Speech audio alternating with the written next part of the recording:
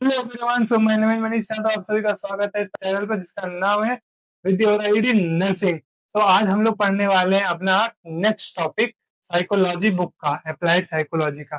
तो उस टॉपिक का नाम है स्कूल्स ऑफ साइकोलॉजी। इस स्कूल्स ऑफ साइकोलॉजी में तीन साइंटिस्ट का नाम मेंशन हुआ है और देखते हैं।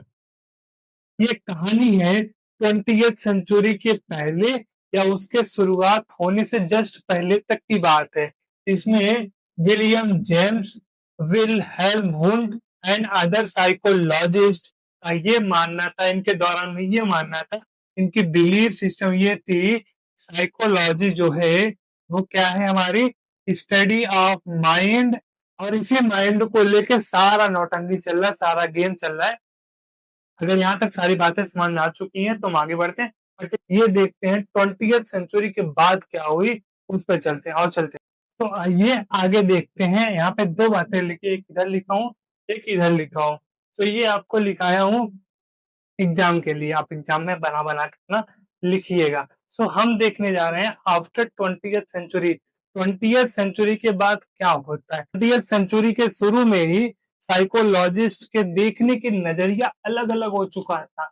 बहुत सारे थे जो अलग अलग सोच रहे थे, बट किसके प्रति सोच रहे थे ये सब, ये ये सोच रहे थे माइंड के प्रति। लेकिन माइंड में भी दो बात के लिए, पहली थी माइंड का नेचर कैसा है, इसके ऊपर इनके इन लोग का देखने का नजरिया अलग था। दूसरी बात थी कि इस माइंड को किस तरीके से पढ़ा जाए जिससे में सबसे बेहतर हम लोग पढ़ पाए। और दूसरी बात, जो एक जैसा सोच रहे थे उनका एक ग्रुप बना था, जो अलग सोच रहे थे उनका अलग ग्रुप बना था। तो अब क्या हुआ, अब ये हुआ, जो साइकोलॉजिस्ट जो एक जैसा सोच रहे थे, जो साइकोलॉजिस्ट एक जैसा सोच रहे थे, उनको एक ग्रुप में प्लेस किया गया, एक खुद एक ग्रुप बना लिए। जैसे कि मैं सोच रहा था कि अगर हम दिमाग को निकाल के पढ़े तो ऐसे चार लोग के निकल गए।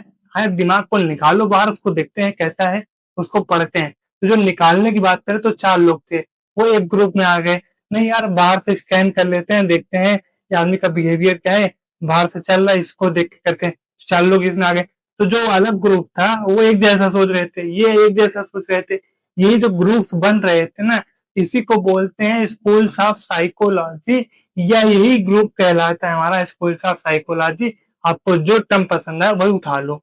यहाँ पे भी देखो अब क्या हुआ, ये हुआ जो साइंटिस्ट एक जैसा सोच रहे थे उन्होंने एक ग्रुप बना लिया, और इसी ग्रुप को हम स्कूल्स ऑफ साइकोलॉजी कहते हैं, या यही ग्रुप हमारा स्कूल्स ऑफ साइकोलॉजी कहलाता है। जो आपको टर्म पसंद आए वो उठा लेना, याद रखना, फोड़ के आना पेपर को। तो हम लोग चलते हैं। अब ये टॉपिक खत्म हो गया हमारी, हम लोग चलेंगे स्ट्रक्चरलिज्म पे। स्ट्रक्चरलिज्म स्ट्रक्चरलिज्म क्या है, बेसिकली एक स्कूल, जैसे हम लोग स्कूल में जाते हैं पढ़ते हैं, वहां पे हम लोग फिजिक्स केमिस्ट्री बायो पढ़ते हैं। लेकिन ये ऐसा स्कूल था, ये साइकोलॉजी का स्कूल था।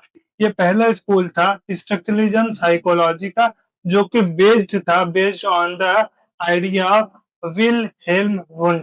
ये एक साइंटिस्ट हैं, इनके आइडिया के ऊपर ये पूरा स्कूल बेस्ड था। ठीक है, बाकी ये कौन है, ये एक साइंटिस्ट है, और ही इज द साइंटिस्ट यानी कि साइकोलॉजिस्ट ऑफ जर्मनी।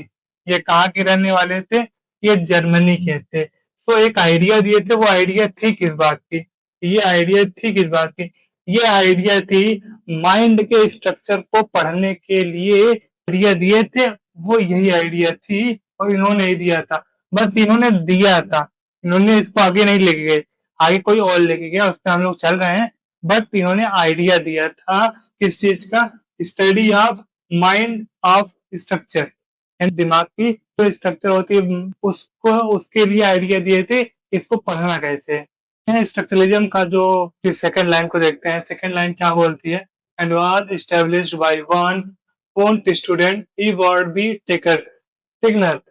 तो एक इवार्ड भी टेकनर थे। इसे कहानी क्या है, जैसे कि स्ट्रक्चरलिज्म में क्या है कि जो है वो एक आइडिया देते हैं। क्या आइडिया देते हैं, अपने माइंड के स्ट्रक्चर को पढ़ने के लिए, यानी कि माइंड के जो स्ट्रक्चर है वो किस चीज से बना हुआ है, जो एलिमेंट यूनिट है सबसे छोटी, उसी को जानना चाहते हैं।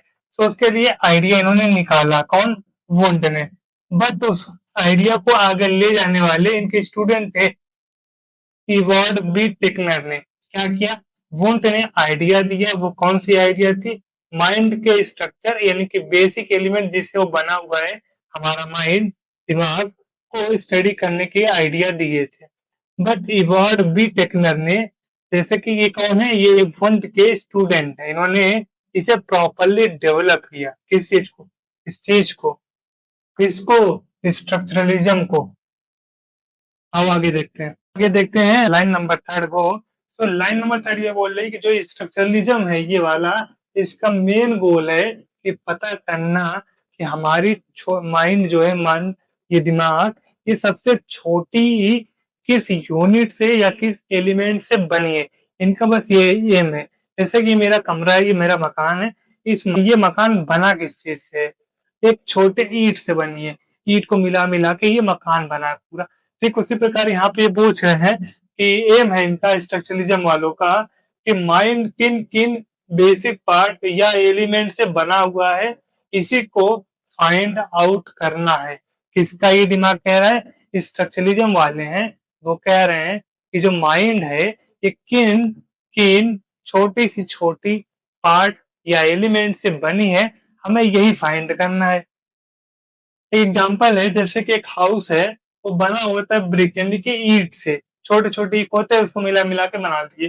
तो वैसे ही स्ट्रक्चरलिस्ट यानी कि जो स्ट्रक्चरलिज्म वाले का पार्ट है, वो लोग पूछ रहे हैं कि माइंड किस किस बेसिक एलिमेंट से बनी है, किस, मेन मुद्दा है कि किस सबसे छोटी कौन सी यूनिट इकाई है जिससे हमारी माइंड बनी है। जैसे कि हमारी बॉडी बनी हुई है, एक सेल छोटी सी सेल को मिला मिला के बना है, वैसे माइंड किस चीज से बना है, ये हम लोग देखेंगे नेक्स्ट टाइम। बट एक लाइन और बच रही है, उसको कवर कर लेते हैं। तो आ जाओ लास्ट लाइन को कवर करते हैं और इस पैराग्राफ को भी कवर करते हैं। सो स्ट्रक्चरलिज्म की, तो हम लोग कवर करते हैं स्ट्रक्चरलिज्म का लास्ट पॉइंट। तो इसमें क्या बोला, main method use to discover this elementary unit of mind was introspection. Introspection से, तो माइंड के बेसिक एलिमेंट को जानने के लिए उन्होंने इंट्रोस्पेक्शन नामक मेथड का यूज किया। अब ये इंट्रोस्पेक्शन का मतलब क्या होता है? ये होता है सेल्फ ऑब्जर्वेशन, जैसे कि अपने फीलिंग, अपने थॉट, अपने एक्सपीरियंस को ऑब्जर्व करना, वो यही कहलाता है इंट्रोस्पेक्शन। समझ में आ गया पूरी बात? तो ठीक है, बाय बाय, थैंक यू, मिलेंगे नेक्स्ट क्लास में। Salute of you. ये हालत देख रहे हो, यही हालत होती है एक क्लास बनाने में, यही हालत होती है। सो क्लास को जज ना करें और क्लास को इज्जत से पढ़ें। जो दिक्कत आ रही है वो बताएं आराम से, ढंग से। बाकी अगर आपको दिक्कत हो रही है बताइएगा वो भी। और ये क्लास बनाने के लिए ऊपर से नीचे तक सब ठंडा और गर्म हो जाता है। चलो फिर मिलते हैं, बाय बाय।